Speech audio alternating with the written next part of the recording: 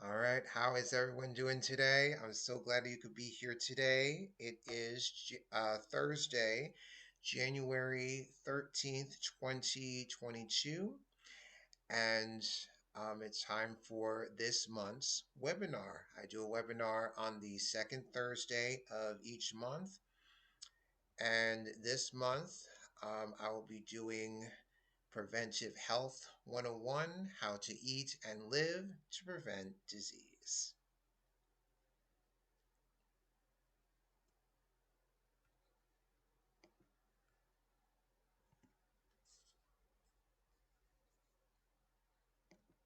There we go.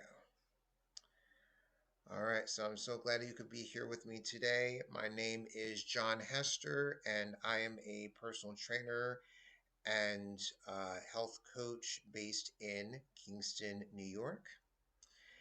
And let's begin by discussing what I mean about preventive health. Any measure we take to prevent disease, illness, or injury is considered preventative. For example, wearing a seatbelt prevents drivers and passengers from being ejected during a crash. According to the CDC, people not wearing a seatbelt are 30 times more likely to experience fatal injuries during a collision. While some conditions, such as many of the autoimmune disorders, are not considered preventable in the same way as seatbelts, many of today's leading causes of death, such as cardiovascular disease and certain cancers, are indeed preventable. Our lifestyle choices and habits play a significant role in our risk of developing illness. Smoking, for example, is a well known risk for cancer, heart disease, stroke, lung diseases, diabetes, and chronic obstructive pulmonary disease. While challenging to overcome the habit, smoking is a choice. By quitting, the risk of these illnesses is significantly reduced. During our time together, I'll be covering how the following can help prevent the development of chronic disease, including following an anti inflammatory diet, participating in regular physical activity, nurturing positive emotional and mental health, fostering positive relationships, and removing and replacing unhealthy habits.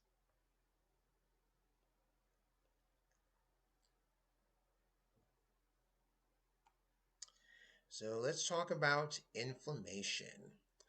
While it's the cornerstone of the body's healing process, when inflammation becomes chronic and serves no purpose, it damages the body and causes illness.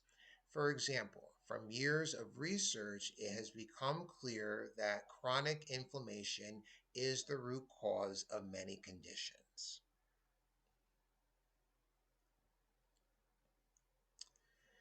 Many different lifestyle factors impact chronic inflammation, including long term exposure to irritants such as industrial chemicals or polluted air, stress, and a lack of exercise. From years of research, we also know that what you eat can harm or help your body. The choices you make at mealtime can impact the amount of inflammation in your body. This means you can prevent chronic inflammation with your food choices. So let's talk about an anti inflammatory diet. So, first, let me mention what the anti inflammatory diet is not. The anti inflammatory diet is not intended for short term use, nor is it intended as a weight loss diet. However, some people do experience weight loss um, when when following an anti-inflammatory diet. Think of the anti-inflammatory diet as a way of selecting and preparing food to help your body maintain its optimum health. Here are the basics of following an anti inflammatory diet. Start by eating more plants. Whole plant foods have the anti inflammatory nutrients that your body needs. Variety is key, so opt for a rainbow of fruits, vegetables, whole grains, and legumes. The more colorful your food is, the more antioxidants you'll be getting. Antioxidants help prevent, delay, or repair some types of cell and tissue damage. Berries, leafy greens, beets, avocados, beans, lentils, whole grains, ginger, turmeric, ginger tea. These are all abundant sources of abundant antioxidants. When following anti inflammatory eating, there are also many foods to consider minimizing or, if possible, avoiding altogether. Red meat can be pro inflammatory, for example, especially processed meat such as sausages and hot dogs. Limit your intake by substituting with fish, nuts, or soy based protein. Processed foods, sugar sweetened cereals and drinks, anything deep fried, and pastries are also pro inflammatory. With a little meal prep, you can avoid these inflammation inducing foods with fresh plant based options.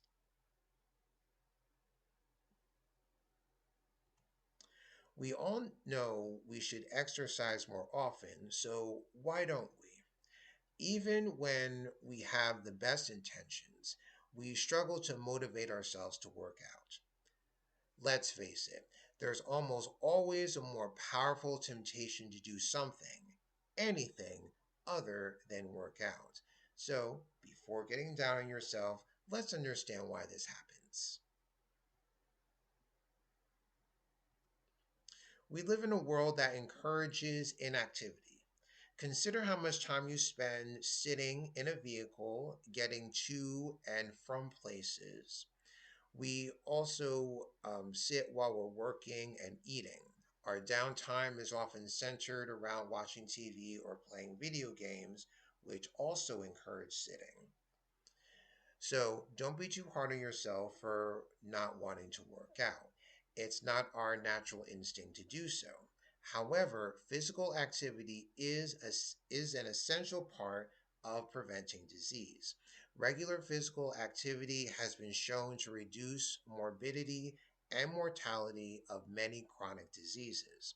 The following are just a few examples of illnesses that can be prevented or improved through regular physical activity: coronary heart disease, heart attack, diabetes, colon cancer, hip fractures, high blood pressure, and breast, colon, and ovarian cancers.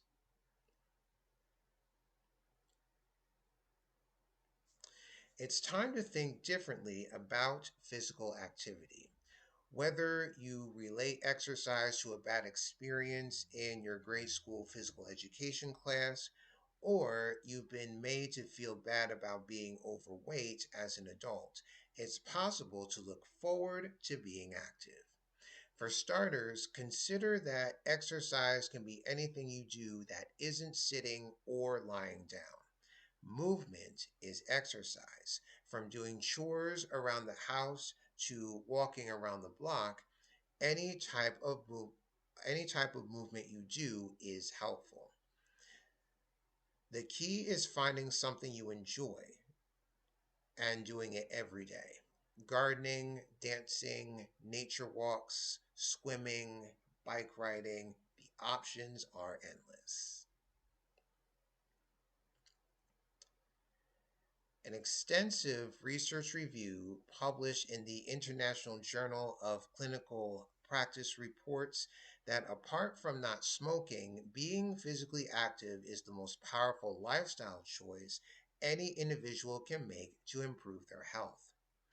So, here are a few tips to help you be more active. Park further away from your destination. Jump in the fun and play with the kids in your life. Stand while you're on the phone, stretch while watching TV, and take the stairs. Instead of setting unrealistic fitness goals, make it a priority to get up and move around every hour.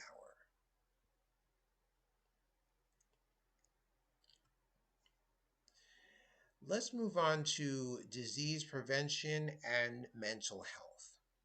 Many people don't realize there is a connection between mental and physical health, but they are so interconnected it's hard to ignore. In any given year, 1 in 5 adults will experience a mental health condition spanning from ones that affect mood to those that affect thinking or behavior.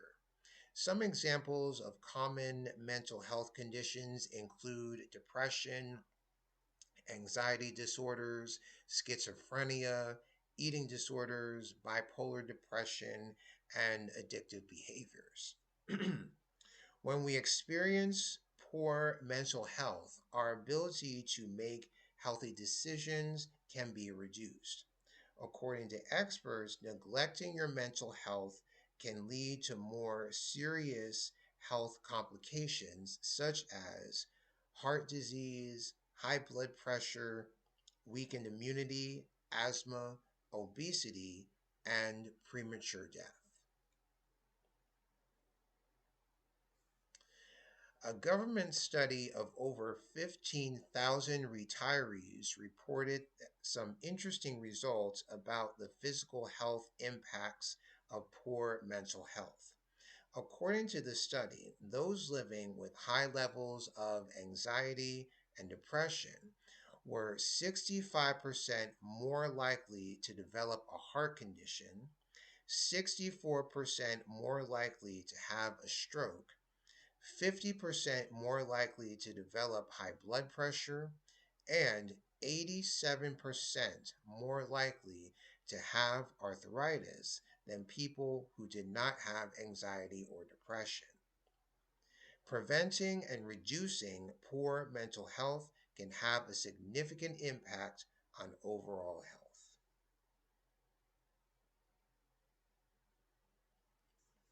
According to healthypeople.gov, researchers now know that the prevention of mental, emotional, and behavioral disorders is inherently interdisciplinary and draws on a variety of different strategies. Strategies include improving diet and physical activity levels, strengthening community networks, and reducing the harm from addictive substances. This is good news because we've already mentioned two of these strategies for preventing chronic conditions: diet and exercise. To reduce the risk of compromised mental health, avoid a diet loaded with processed, high calorie, and low nutrient foods. Such eating habits have been linked to increased depression and anxiety. Additionally, exercise can release feel good brain chemicals like endorphins and serotonin that can ease depression and anxiety. Again, any activity will do. The key is sticking to it.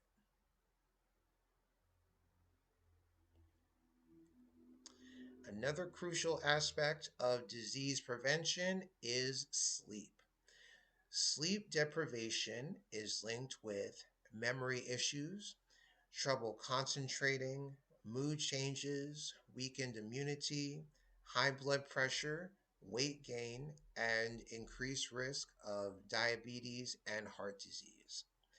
And some psychological risks of inadequate sleep include increased impulsive behavior, anxiety, depression, paranoia, and suicidal thoughts. Getting less than 7 hours of sleep regularly can lead to any of the above conditions. Your body needs adequate sleep to heal and restore itself. Here are some tips to help you maintain a healthy sleep schedule.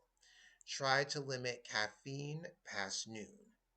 Go to bed and wake up at the same time each night and morning. Stick to your bedtime routine as best as possible on the weekends and holidays. An hour before bedtime, create a common routine. Some relaxing activities, including reading or taking a bath. Try to refrain from using electronic devices as well about an hour before going to bed. Take advantage of night mode settings on your devices. This helps limit the blue light you're being exposed to that can interfere with your circadian rhythm. Exercise regularly, but not too close to bedtime.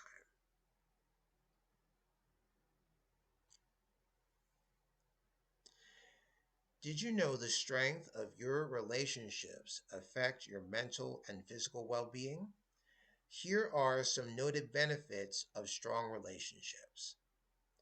Lower rates of anxiety and depression, higher self-esteem, greater empathy, faster recovery from disease, and a healthier, longer life.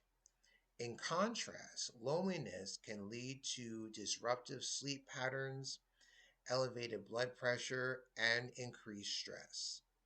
Loneliness can also negatively affect your immune system, decrease your overall sense of contentment, and increase the risk of antisocial behavior, depression, and suicide.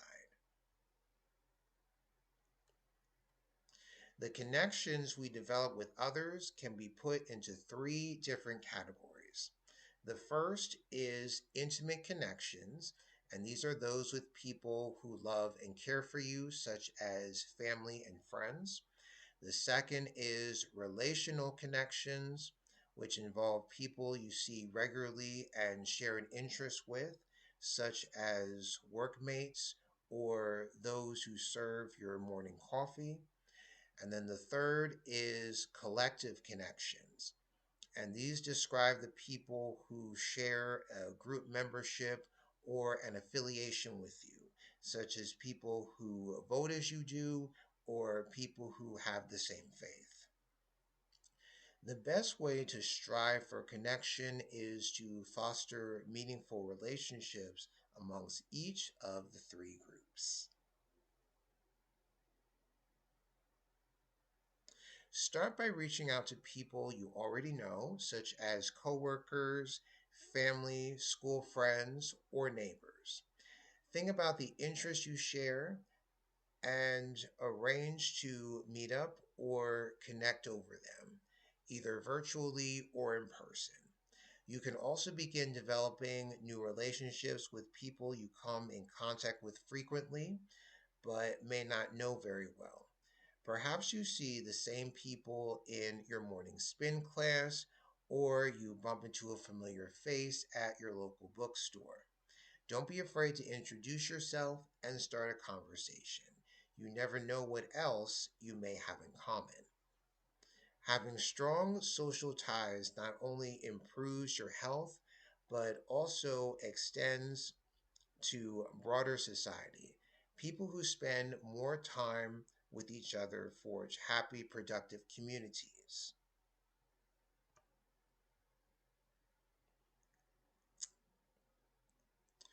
One of the most difficult preventive health techniques is conquering unhealthy habits. Bad habits jeopardize your health, both mentally and physically, and they often waste your time and energy. These habits are typically caused by stress and boredom. The good news is, once you identify which of your habits are not helpful and understand why you do them, you can teach yourself new and healthy ways to express and entertain yourself and experience stress relief. The next step is to find a substitute for your bad habit. What can you do instead of smoking the next time you get an urge to smoke? Use the word but to overcome negative self talk. For example, I'm a failure, but every, everybody fails sometimes. I'm out of shape, but I could be in shape a few months from now. It's easy to judge yourself when making poor decisions, but one slip up doesn't make your efforts meaningless. Awareness can help you make positive changes. Try to answer the following questions. When does your bad habit actually happen? How many times do you do it each day? Where are you? Who are you with? And what triggers the behavior and causes it to start?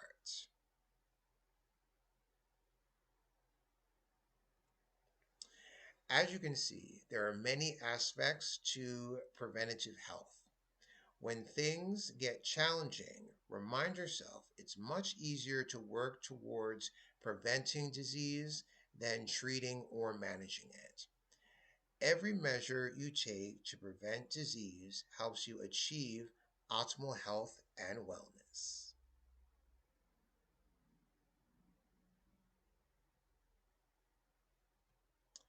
Right? And if anyone would like a list of all the sources that I used for this webinar, feel free to contact me. I'll give you all my information in just a moment.